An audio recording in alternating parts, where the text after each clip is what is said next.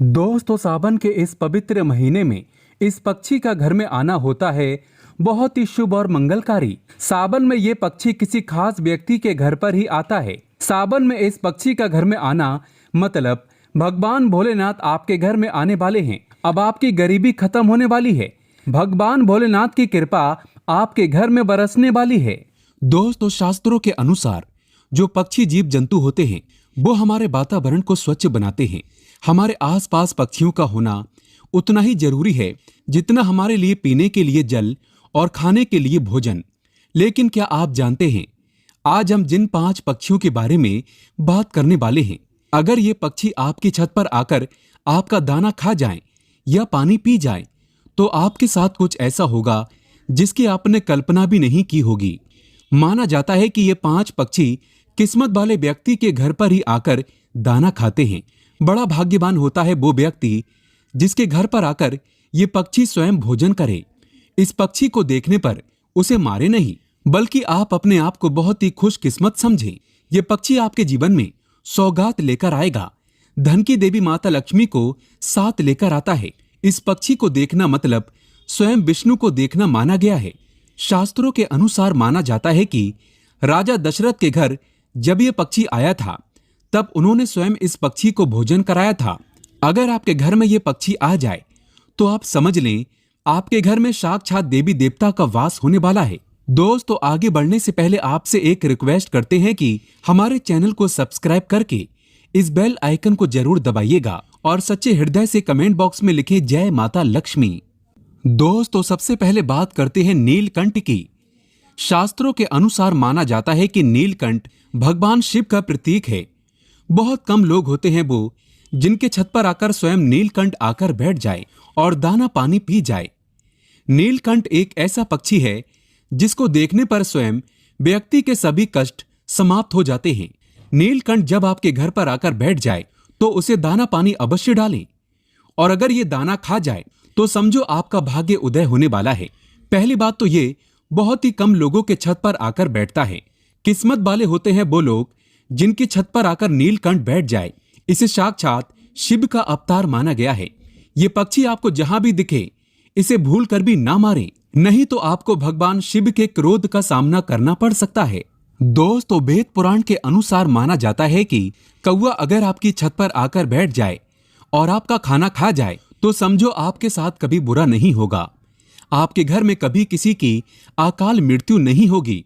कौवे को दाना पानी खिलाने से व्यक्ति की मृत्यु टल जाती है। जो व्यक्ति कौवे की सेवा करता है तो उस व्यक्ति के गुण अनंत काल तक कौवा गाता रहता है।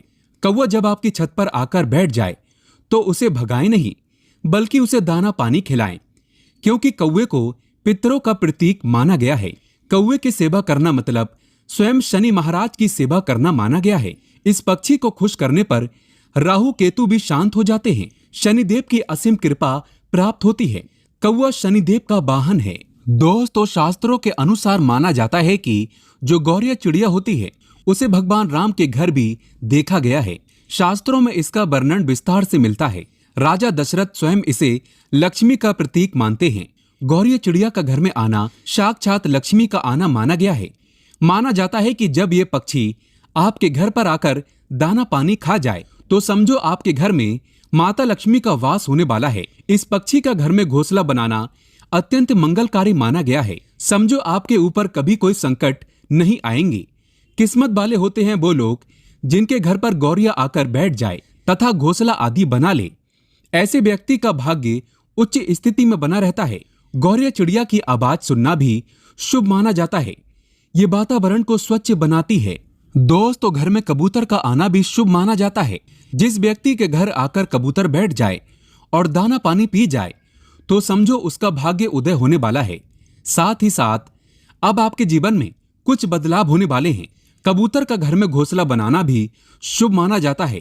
ये पक्षी जब किसी के घर पर आता है तब अच्छे भाव से ही आता है।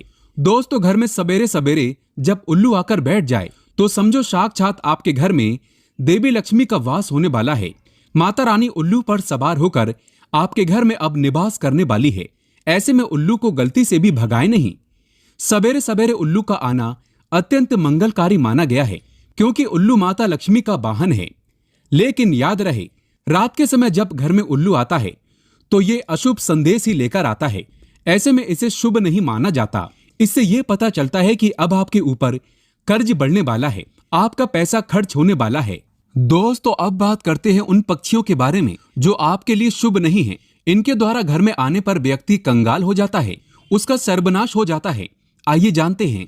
दोस्तों, माना जाता है कि जो चमगादड़ होता है वो मनुष्य के लिए शुभ नहीं माना जाता।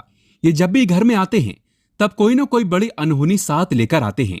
ये अपने साथ नकारात्मकता को साथ लेकर चलते हैं और जहां पर इनका वास हो जाए, समझो उस घर में प्रेत आत्माओं का वास हो जाता है। चमगादड़ व्यक्ति के घिराव का नाश करता है, नव घिराव का नाश करता है। ये आपके किसी भी मांगलिक कार्य को बर्बाद कर सकता है। इसका घर में आना साक्षात मृत्यु को प्राप्त करना माना गया है। चमगादड़ जब घर में आता है तब अकाल मृत्यु को साथ लेकर ही आता है। ये आपका सर्वनाश करने आता है। ये परिवार को उथल पुथल कर देता है। चमगादड़ बुरे संदेश का प्रतीक माना जाता है। अगर आपके घर में चमगादड़ ने निवास कर लिया है तो तुरंत इसे हटा दें, इसी में आपकी भलाई है। चमगादड़ मनुष्य के लिए हमेशा बुरे स्वभाव से ही आता है। इसे आप अपने लिए कभी लकी ना माने।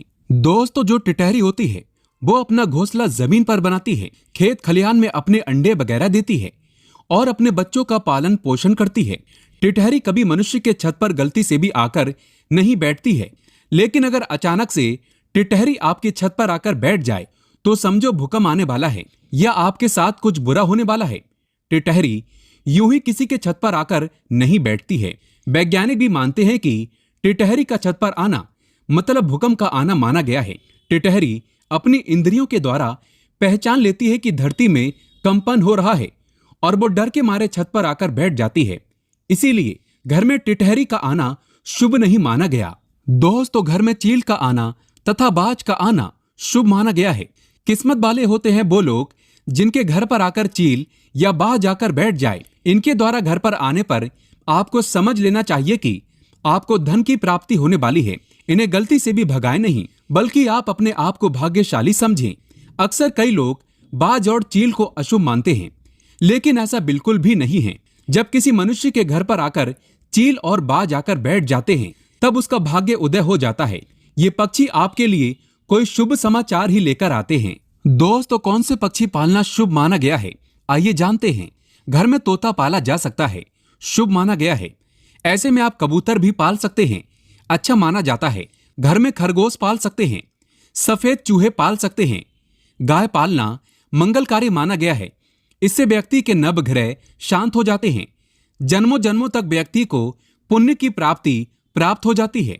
घर में मुर्गा पाला जा सकता है, यह आपकी सुबह को सुगम बना देता है। घर में चिड़िया पाली जा सकती हैं, बकरी घोड़ा पाला जा सकता है, भैंस आदि पाली जा सकती है। घर में सफेद हंस पाला जा सकता है, बहुत ही शुभ माना गया है। इससे घर में माता लक्ष्मी का वास होगा। हिंदू धर्म में घर में बिल्ली नहीं पाली जाती, शुभ नहीं मानी जाती। बिल्ली आपके परिवार का हमेशा बुरा चाहती है। बिल्ली से अच्छा आप अपने घर में कुत्ता पाल सकते हैं। कुत्ते को खाना खिलाने से व्यक्ति के सभी दोष खत्म हो जाते हैं। कुत्ता नभ ग्रहों को शांत करता है। दोस्तों, अगर आप वाकई में माता लक्ष्मी को अपने घर पर बुलाना चाहते हैं तो कमेंट बॉक्स में लिखें, माता लक्ष्मी आपका स्वागत है हमारे घर में। माता रानी के लिए एक लाइक तो बनता है। धन्यवाद।